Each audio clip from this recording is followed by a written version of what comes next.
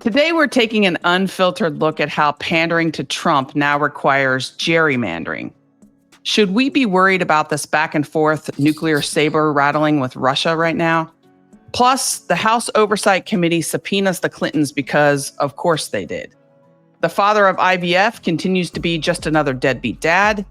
Nebraskans put the pressure on one of their GOP reps kind enough to actually do a town hall last week. The head of the Bureau of Labor Statistics is fired for doing her job.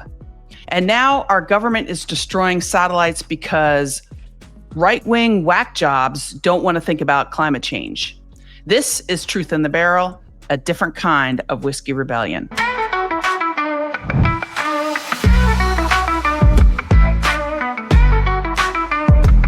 Welcome to Truth in the Barrel. Denver is off this week, so we are happy to have our returning guest co-host, Mallory Hagan. Hi, how are you? Glad to be here. I'm good. Things are well, and we have a lot to talk about.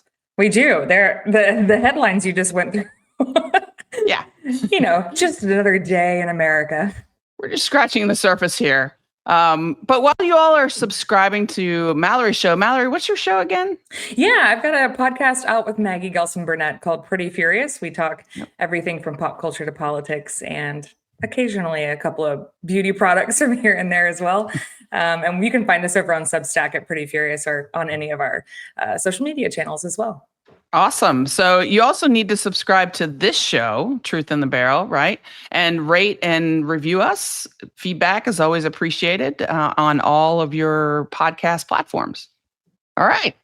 So let's talk gerrymandering, because there's a lot going on in our country right now, especially in Texas. And I'm hearing a lot about both sides are to blame here. Before we start, though, gerrymandering, the term itself, just so you all know, was named after the vice president of the United States in the early 1800s. His name was Elbridge Gerry, and he just happened to sign the bill that resulted in the law that allowed gerrymandering. So, sorry for him. His name will always be part of this sort of bad thing that we think about. But what is gerrymandering anyway? Yeah, so every 10 years, the census is taken. They redraw the districts based on population movements around the state or around the country. So the Constitution states that the state legislature has to draw the districts, and every state does it differently. We could debate whether or not that's fair. Some states do have independent commissions, which I think many people would say is the best method to move forward in a way that's objective. But, who decides? It really matters. Ohio can have a 55 to 44 split and also have 10 out of 15 red districts. So I think it's something that people should really be paying attention to, especially when their state legislatures are working on redistricting. And Lord knows I'm no stranger to it here in Alabama. Yeah, well, and this is why the down ballot races of House seats, state House seats, and state Senate seats are so important, because they have national implications, especially what's happening in Texas right now. So Donald Trump, he's going into the midterms, and they're seeing that the Republicans are likely to lose the House because the American public is sort of fed up with what the Republicans are doing right now. And Donald Trump says, well, I want more red House seats. I'm quote, entitled to them. I mean, that's what he said.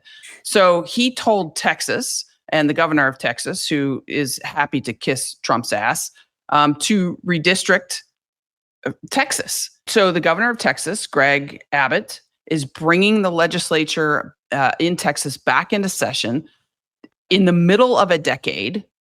Okay. And that's what's so different about doing this now. It's not a matter of the legislature gerrymandering. That does happen.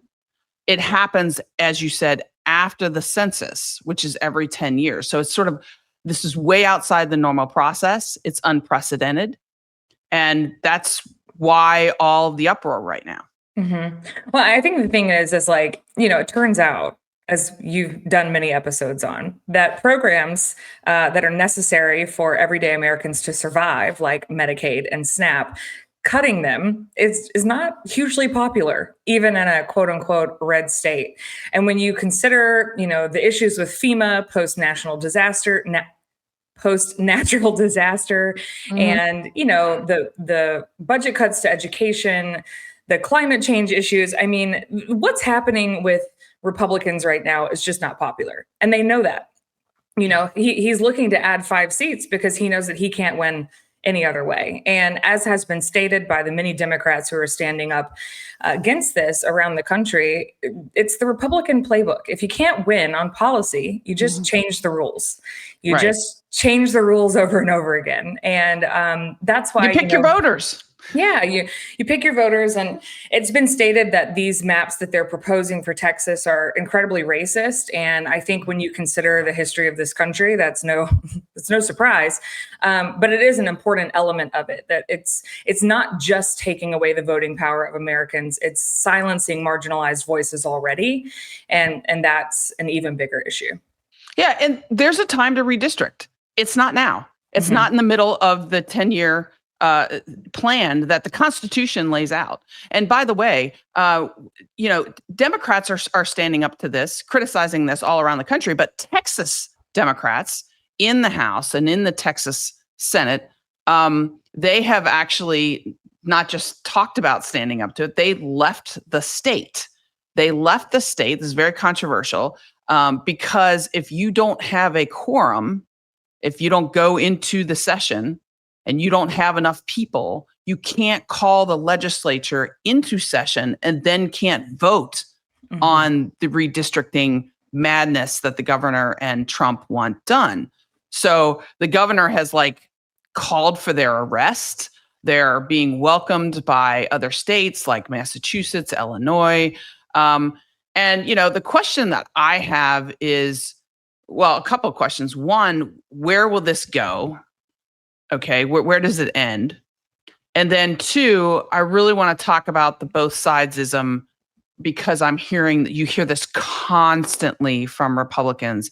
Well, Democrats, they gerrymander, so this is no different. We're just taking it from the Democrats' playbook. So before we get into that, where do you think this will all go? Well, first of all, I just want to say that, the governor calling for the arrest of state legislature, like the state legislature in general, or legislators, is absolutely out of anything I could have ever pictured. And I know that we say that on a daily basis, but when you really think about that, the governor is proposing that legislators come in to do something that they'll be forced to do because they're not in the majority. And instead of them coming, they're standing up for the people that they represent. And he's calling for them to be arrested. But those warrants only apply within state lines. So as long as they're not in the state of Texas, it's really for naught. But I think it's worth noting. I mean, I know we keep throwing around words like authoritarian and fascist, but this is that. It's crazy. And the other side has done this too. I mean, leaving the state in order to protest and basically say we're not even going to come to a vote because it is so egregious. What you are trying to do is so outside the norm of the legislative process, and so blatantly partisan and wrong that there have been both sides been able to do this in the past. I also just think it's really important at a time when so many of us who are not MAGA, even conservative people who used to consider themselves Republican, are calling on the Democrats to use the power that they do have to stand up against everything that's happening. And I know we'll cheers it in a little bit, but I really want to commend them for using the power of the media and protest to really bring this to light, because so much is happening and so much is getting lost in our media cycle about what's going on. And so I think them taking this opportunity to really make sure that every American knows what Donald Trump and Greg Abbott are up to it was the right moment to take this measure. Because it is wrong. And while it is true in the past, both sides gerrymander. That does happen. Not to the same degree.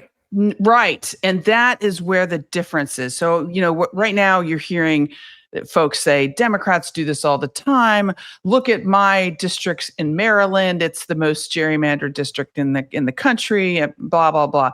The fact is that Republicans benefit way more from gerrymandering around the country, certainly in recent years. So there's a lot of facts behind this, okay? So I'm going to throw out a couple of them. Half the states in our country, the drawing process isn't fully controlled by one party or another. Maybe the state has a split legislative control. Maybe it's the courts. Maybe they have independent redistricting commissions. But Republicans get more opportunities to gerrymander because they typically have more full control of the states that allow the legislatures to gerrymander. So it's Republicans that have full control over lots of those states. They have what's called a trifecta. They have the governor's mansion. They have both chambers in the state legislature. So they are able to redistrict in a much more partisan way when they have that control. So 2020 was brutal for Democrats. Republicans controlled the drawing of 177 districts. Democrats controlled the drawing of only 49. Yeah. And it is a fact that blue states are more likely to allow independent commissions.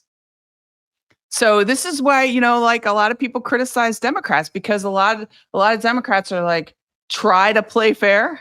Mm-hmm. They try to hey, let's have an independent commission. Let's do it the right way. Whereas the red states are coming in with a hammer and basically going to gerrymander the shit out of their states. Mm-hmm. Yeah, the Brennan Center found that out of 11, or there were 11 Republican drawn maps that had extreme partisan bias, and that was compared to 4 by Democrats. Mm-hmm. So, I mean, sure, both sides, but more maps clearly have a bias toward Republicans than mm-hmm. Democrats across the country. And that is a fact. And so what you're seeing right now with Texas taking this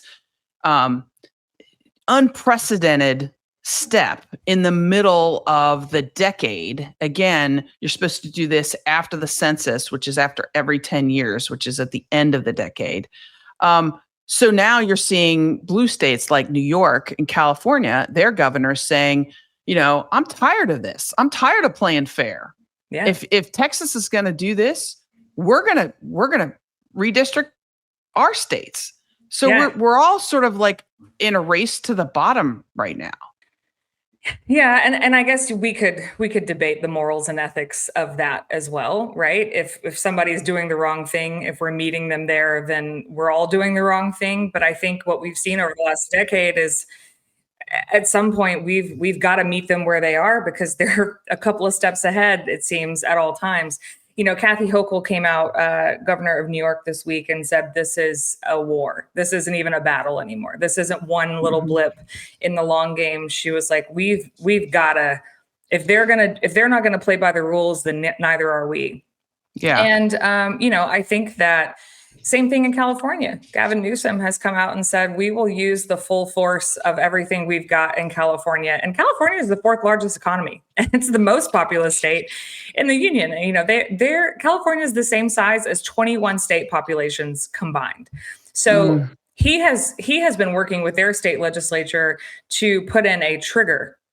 So if Texas passes, then it will trigger California to redistrict. They will allow Californians to actually vote on the redistricting, which, novel concept. But yeah, I think, places like New York and California, not only from an economic perspective, but just from a population perspective, are saying, don't play a game that you might not be able to win when it comes to the numbers. Yeah. And I'm glad for that. I feel like we're at a point where we have to bring in the big guns. I mean, we have to.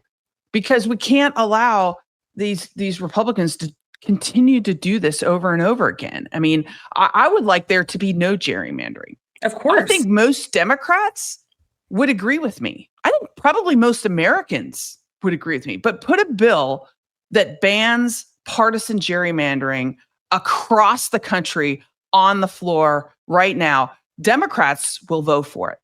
I think Democrats will vote for it. Yeah. Republicans won't, because they know that if gerrymandering goes away in the national sense, that the national maps become fair, and they will lose the majority. They have to, because then they have to compete on policy. Yeah.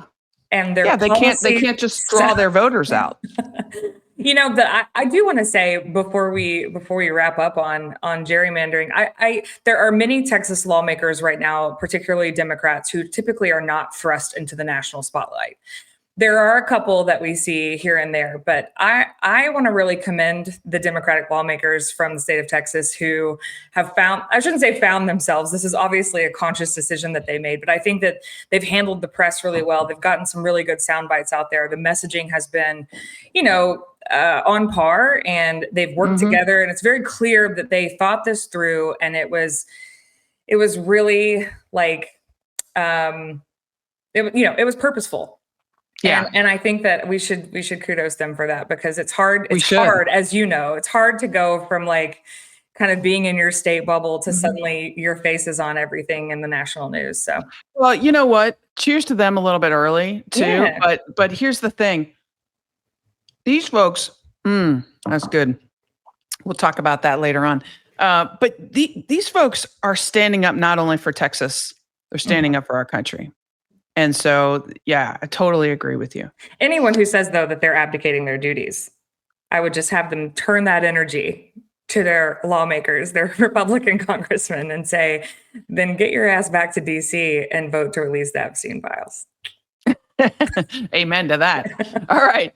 As if the month of August wasn't already hot enough, Trump has decided now would be a good time once again to raise the specter of nuclear war with Russia.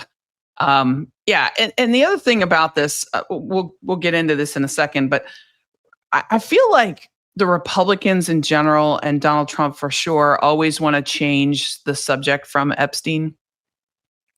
But I really don't. I really don't want them to ratchet up nuclear saber-rattling as one of those things. There's lots of ways to distract. You could go after Rosie O'Donnell, or you can, was it Beyonce one week? Okay, I don't want to say all that's fine, but like the nuclear saber-rattling, maybe let's not do that. Maybe let's okay, tell us what happened.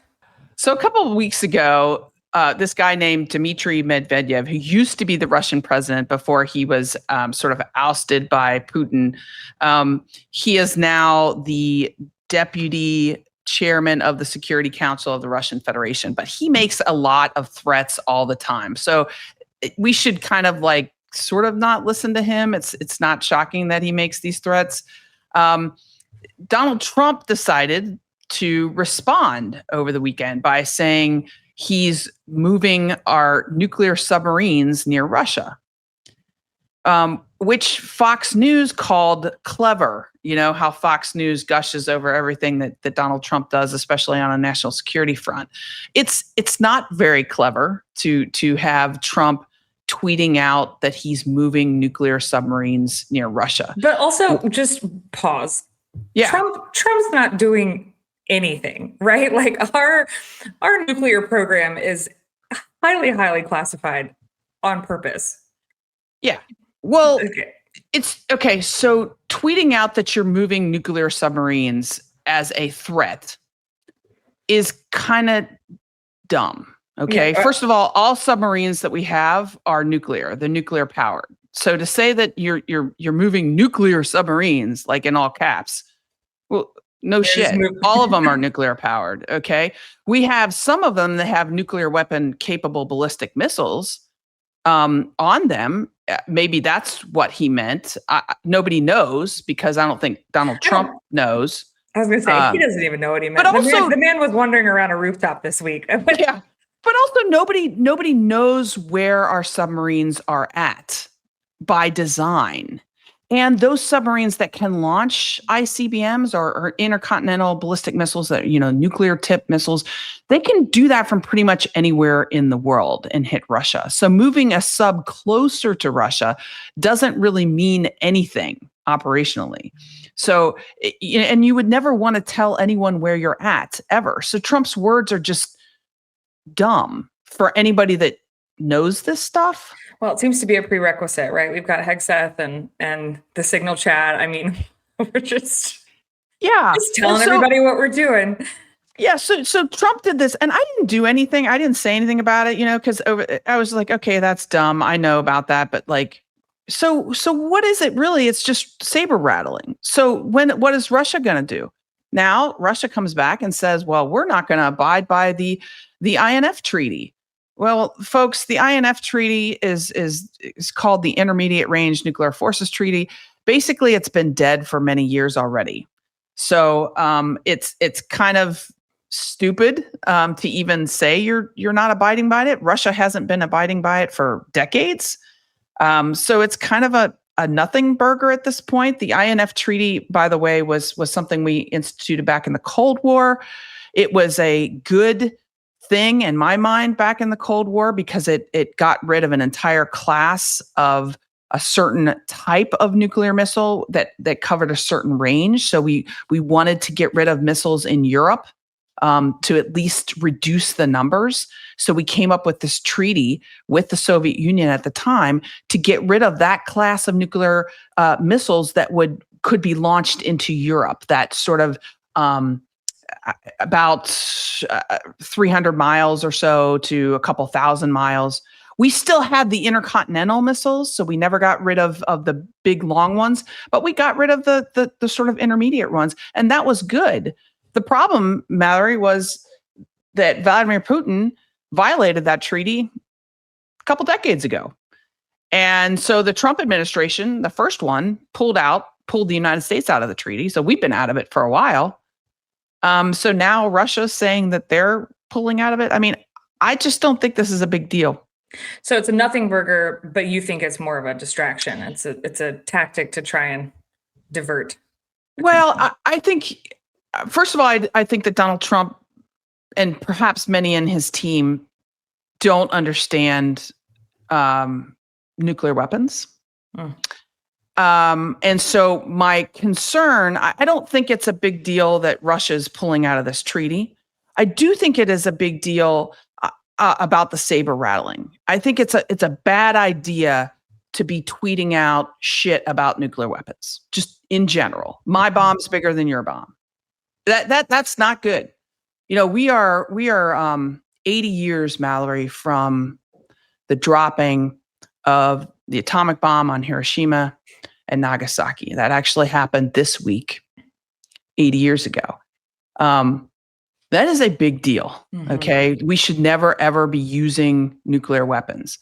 And to sort of flippantly talk about these things, I think is a real problem. And I also think the bigger issue is that the only major arms control agreement, nuclear arms control agreement that we have left in place with Moscow is the New START treaty. And that treaty expires next year. I do not believe the Trump team has the competence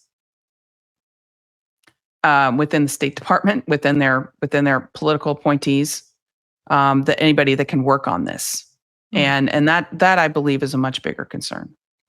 Yeah, and you've been sounding the alarm for a long time now about how a Donald Trump presidency is truly dangerous for international diplomacy, for our national security. And this is just yet another example, right? He's unfit to be the commander in chief. He's unfit to lead our troops, and tweeting about nuclear bombs or being for no reason. For no reason is just yet another example of how unserious this man is. Yeah, I mean, you don't respond to Medvedev.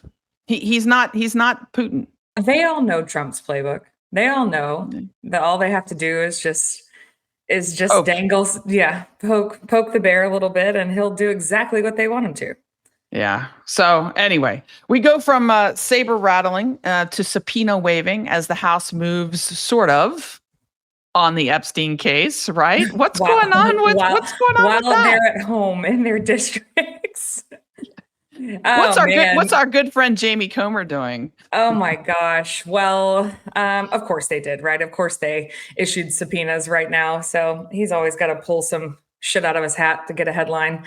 There are 8 former attorneys general and FBI directors that have been subpoenaed because, Trump refuses to release the info. We can go over this again and again and again. But if you're Yeah. not guilty, just release the files and let us know.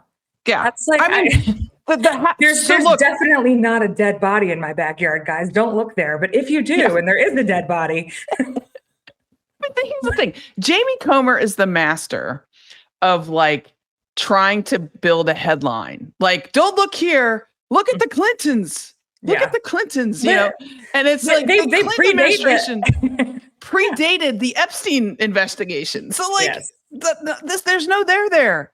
I mean, there. And you know what? Well, we can say it again. And if there is something there, also hold them accountable. Hold everyone accountable. That's the piece that I just don't think. I don't think Republicans are grasping. In the comment section of my videos on TikTok and Instagram, people are like, "What about Biden? And what about Clinton?" And I'm like, "What about them? Arrest them too." What do you mean? If you're a child predator, if you've done something that's this egregious and wrong, then you're not going to catch me being like, "Well, don't arrest Joe Biden." What? Of course. I think it's insane. It's kind of ludicrous. So they're subpoenaing all these attorney generals and stuff. Interestingly, they're not subpoenaing the former U.S. attorney. His name was and former Secretary of Labor under Trump 1, Alex Acosta. They're not subpoenaing him. Now, he was the guy who was, as U.S. attorney in 2008, who gave the sweetheart deal to Jeffrey Epstein, who made this plea deal that gave Epstein immunity, right, from federal prosecution. They did not subpoena him to ask him why or what that deal was all about. But they did subpoena all these other people. It just makes no sense. And oh, by the way, on the president's stuff, let's subpoena Obama and Clinton. And over the last 200 years, only 4 other presidents have received subpoenas from congressional committees, right? Only 2 of them have ever provided testimony. The House couldn't even subpoena Trump for January 6th. So I don't think there's any presidents are going to come sitting in front of Jamie Comer and testify here. Plus, John Roberts gave all the presidents immunity for anything they did in office. So wouldn't you love to be a fly on the wall of some of these folks? Like I could just see, someone handing Barack Obama a subpoena and him going, "Oh my gosh, for fuck's sake." Or something. But there's a couple of people that had some really good points that I was listening to this week about the subpoenaing of the former presidents, because you're not just going after the former presidents, you're also going after their staff. And there could be repercussions for that. These people their names get back in the news. We have some violent, crazy people out there. I just, this Epstein stuff, it's just a big tumbleweed of crap. And it comes down to this, and you said it perfectly. Just we're to the point where just release the information to the public. Stop this underground, we're going to have hearings on the House Oversight Committee, but we're not going to open it to the public, and we're going to subpoena all these people. Bullshit. Nobody trusts you. We were talking about distractions and diversions. And this entire time, we've thought that all these other things were a distraction from Epstein. But now I'm starting to wonder, is Epstein a distraction from something much worse?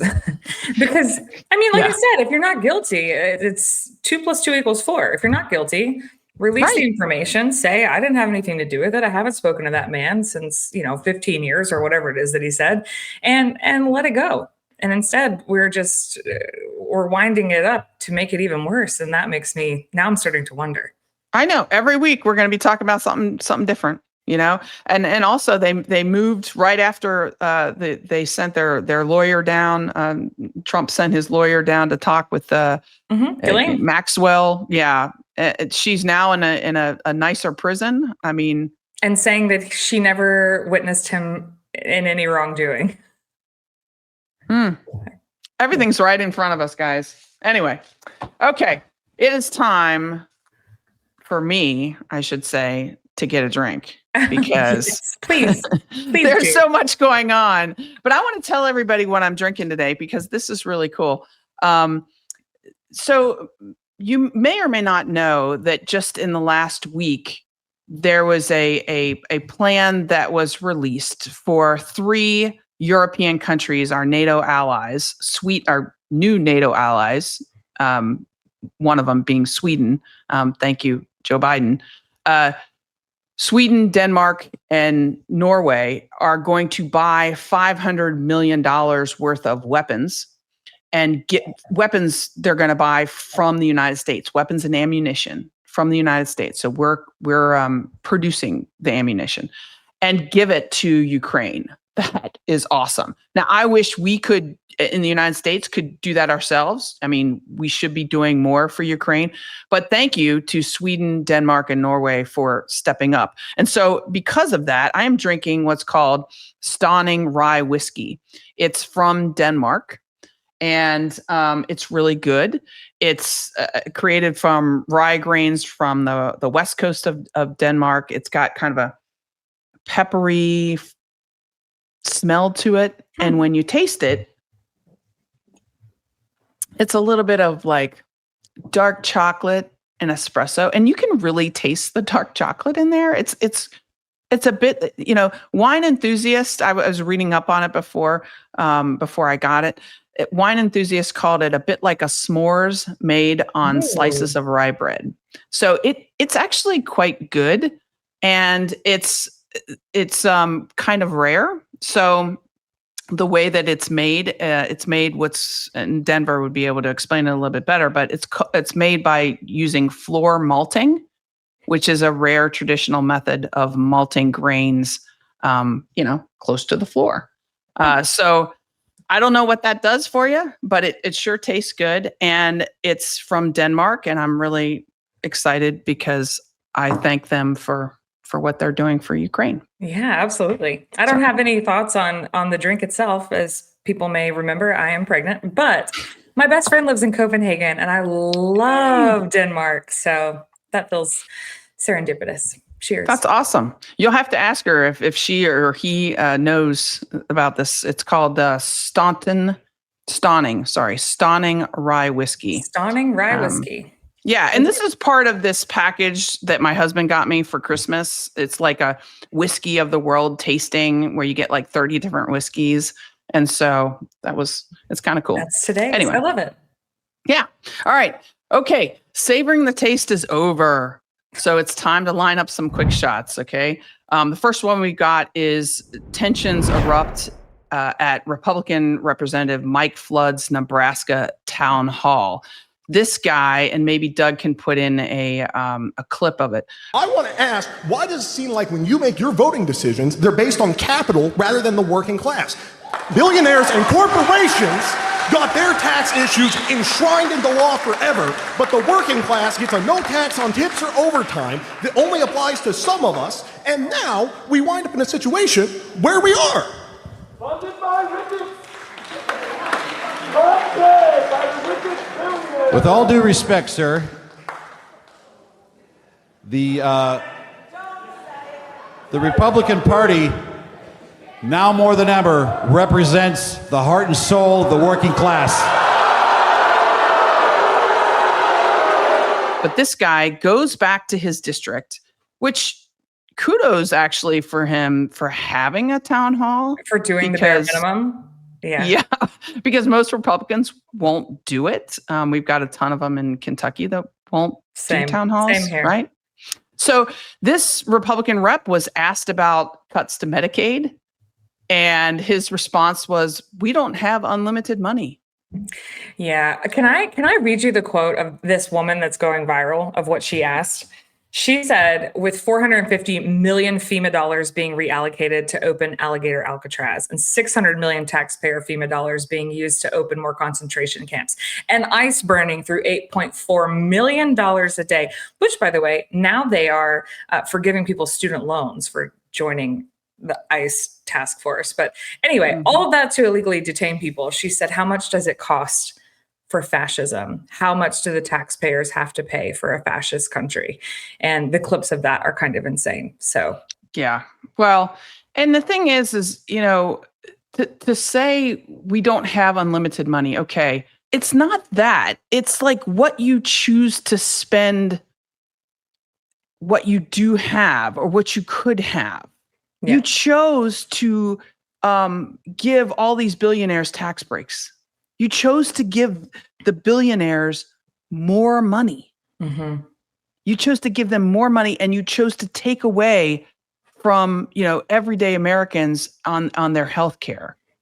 That's what this is about. But at least I again, kudos to the Republican representative for at least showing up and kind of trying to explain it, because we've got reps here in Kentucky. Andy Barr, he's the representative in the 6th congressional district in Kentucky. He just flat out lies. He just flat out says to constituents, "Oh, the bill doesn't cut Medicaid." Well, isn't that kind of what's happening here too? He's saying it strengthens Medicaid. I mean, I guess it depends on your definition of strengthening Medicaid. Maybe to them, that's spending less money on people who they don't. Right. You're right. He said it strengthens Medicaid. Right. He didn't say it didn't cut it. He said it strengthens. That's also so we strengthen Medicaid by cutting it. I guess. Yeah, I'll give it to him for showing up, but as I said, that's the bare minimum. My only hope is that hearing every single person in that room that's your constituent say, vote him out in front of his face. Yeah. I would hope that would move the needle, as we were talking about, to some of these Republicans standing up for their constituents, the people who elected them. It's just crazy. Alabama's looking at closing. I think we have 5 hospitals right now that are literally on the brink, with 20 more following because of these budget cuts. And I know that that's happening state by state. So yeah, I hope more of these lawmakers spend August talking to people face to face and getting the business about what they've done.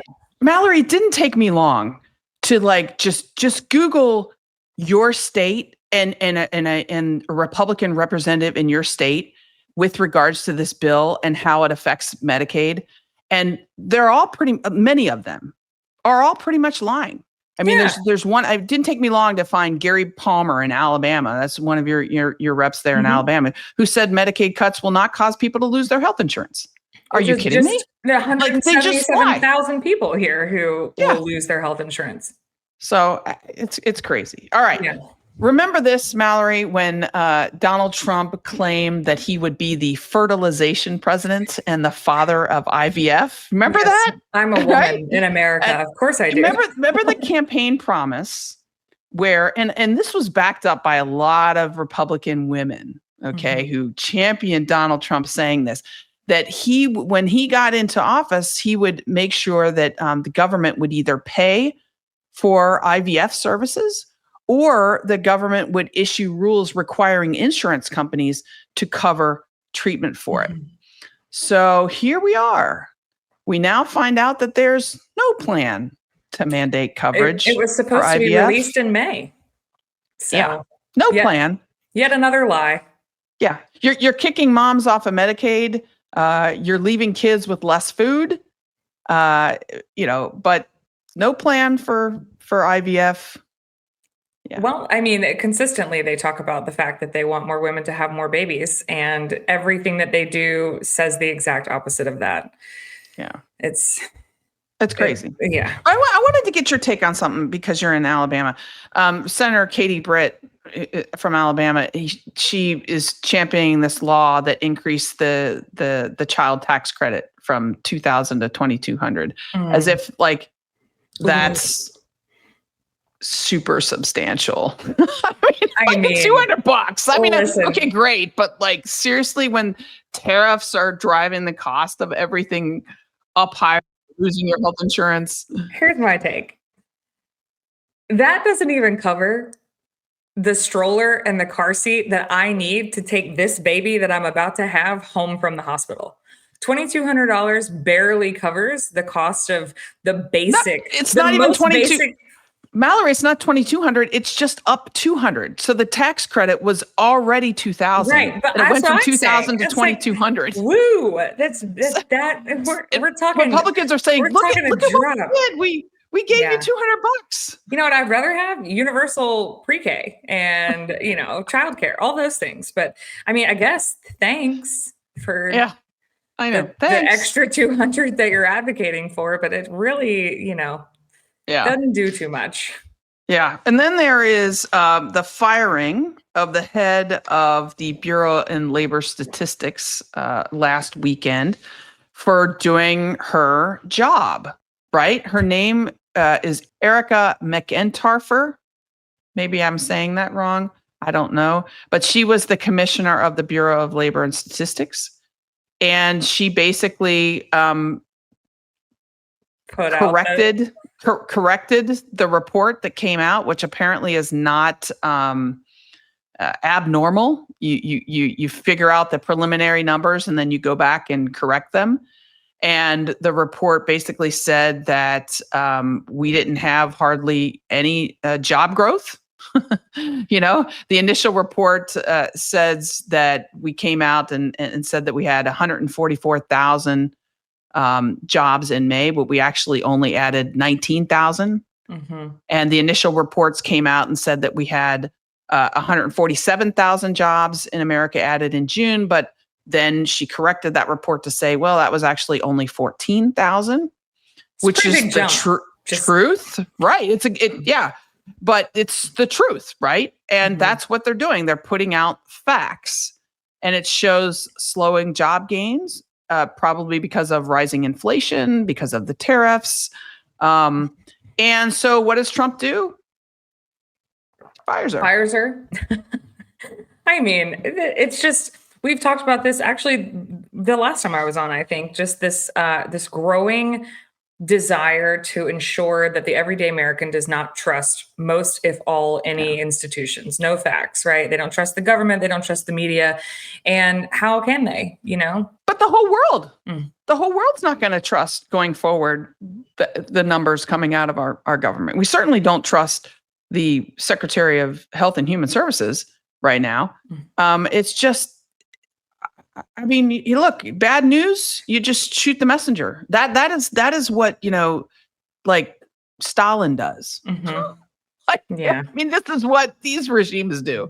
And then we just keep going back to, what's it going to take? What is it going to take for the average person who's a follower of Trump to just go, now, wait a minute. Facts. I mean, I just feel like you just have to keep talking about actual facts. I know but nobody has the right answer. But mine is, we just keep talking facts. And people can feel it, right? Go to the grocery store, see what the price of eggs is. Go to the gas station.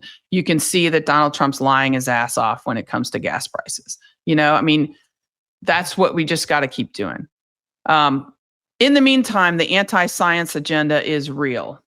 Trump has now ordered NASA to destroy satellites that were collecting data on climate change.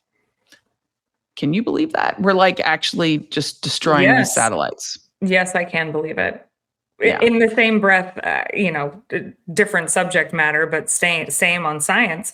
We've got RFK Jr. defunding vaccinations and information this week as well. So this administration has tried at every turn, again, to ensure that Americans don't trust our systems and our government, our experts, all of the above, and destroying these satellites in the name of no longer talking about climate change is just another example. I mean, and of course, Republicans allowing this, cheering this on. These satellites— Talk about a waste of government funds. Yeah, well, these satellites have been used by oil and gas companies. They're used by farmers because they provide detailed information on the distribution of carbon dioxide and how it affects crop health. And so it's all looking at how human activity is affecting greenhouse gas emissions. It's talking about forecasting severe weather and Sure. climate Yeah. disasters. Boy, we don't need any of that forecasting. I mean, seriously, we're going and destroying this stuff. This is just crazy.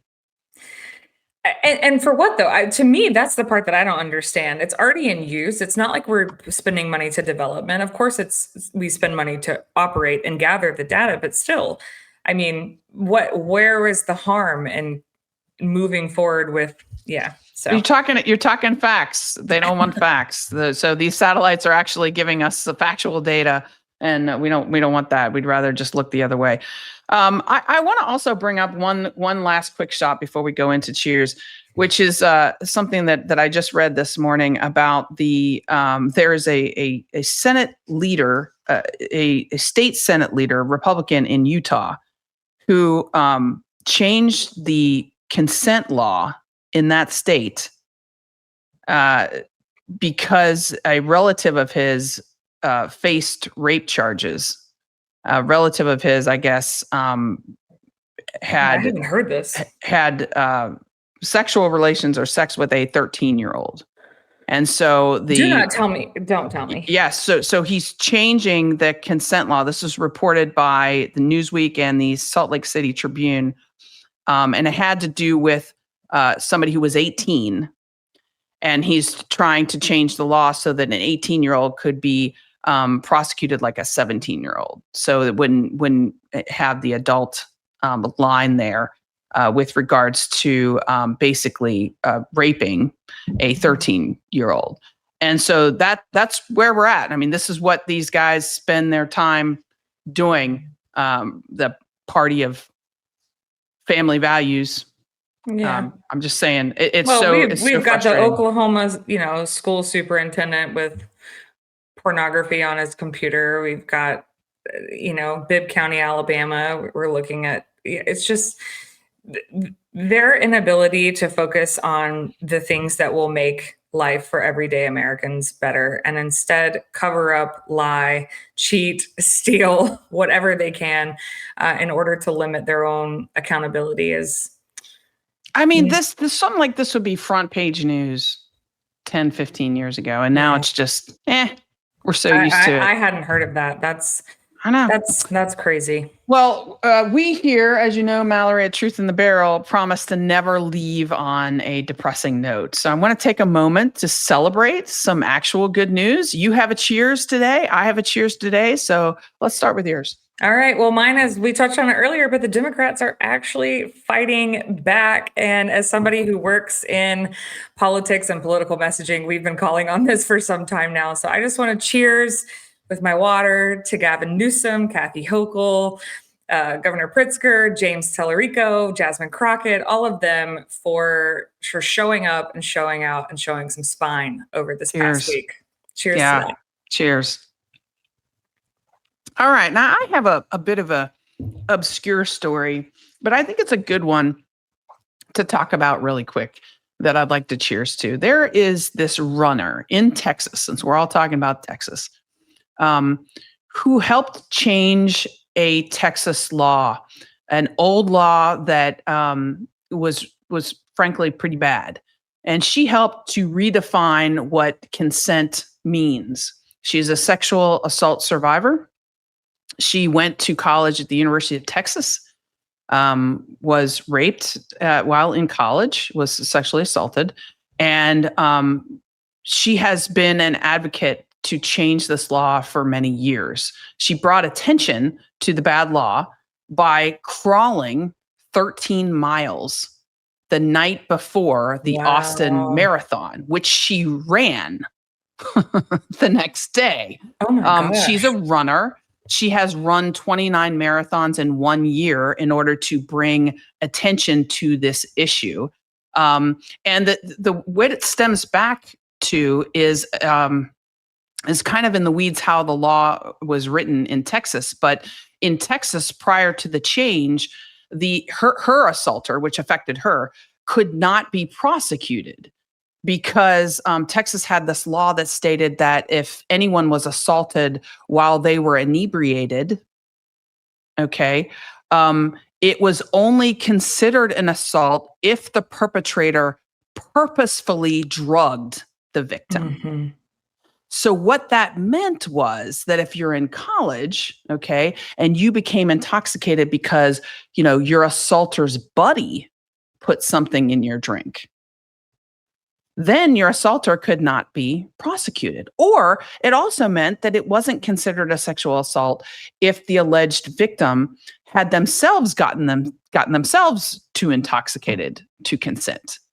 And so she had heard so many stories how this affected other women, and her advocacy over many years running these marathons. She decided to do the crawl because she thought that would bring even more attention to this. And I thought her Instagram post was really powerful, where she basically explained why she was doing this 13-mile crawl. And she said, "I'm on my hands and knees feeling the weight of all the stories I've heard. And I'm angry at the system. And I don't know what else." And basically saying, I don't know what else to do. So I'm going to do this. And her Instagram post said at the end, there was a quote, I'm just quoting from it. It says, "There is strength in crawling. There is hope in standing tall, and there will be change." And I just think that's amazing. She got it. She got this law changed. Her name is Summer Willis. The change to the law is named after her. So cheers to her. Cheers, Summer. For doing what she can. All right. Awesome. So that was a great show. It was a great show. There's so much to talk about. Which I guess is, why Unfiltered exists, right? That's right. There's so much to talk about. And you can't have a guest do a deep dive all the time. You somehow have to talk about the here and now. And that's what Unfiltered is about. So thank you for joining us. Please remember to like, subscribe, rate, review, give us some comments. Tell us what you want to hear in terms of topics.